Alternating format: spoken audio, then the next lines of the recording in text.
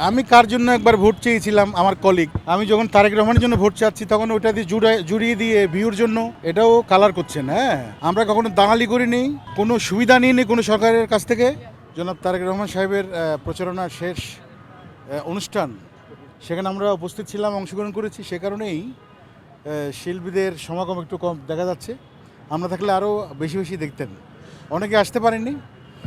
তো আমরা চাই, ছোট্ট করে বলতে চাই, আমি ডাইরেক্ট অ্যাকশন যেটা হয় পরিচালকরা, হ্যাঁ বলেন যে 12 তারিখ সারাদিন শেষে ভোট দিন, তারেক রহমানের সালাম নিন, তারেক শেষে ভোট দিন। এবং 17 আসনের যারা ভোটার আছেন, আমি অনুরোধ করব, আমি একজন সঙ্গীত যোদ্ধা, খণ্ড শ্রমিক হিসেবে আপনাদের কাছে অনুরোধ, আপনারা ভোট কেন্দ্রে গিয়ে সকাল সকাল গিয়ে তারেক রহমান ধানের শীষ মার্কায় একটি করে ভোট দিয়ে আসবেন।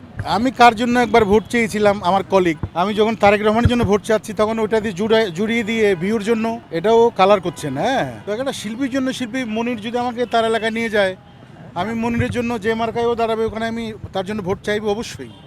তাই বলে আমি ওই দল করি সেরকম না। আমরা কখনো দালালি করিনি, কোনো সুবিধা নিইনি কোনো সরকারের কাছ থেকে, এবং যে এই বিএনপি সরকার আসলেও সে দালালি করব না।